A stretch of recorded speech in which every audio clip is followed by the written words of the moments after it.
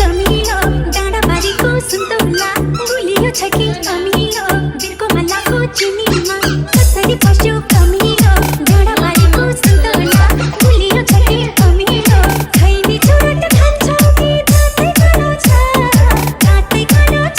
हजुर ओठै खानु छ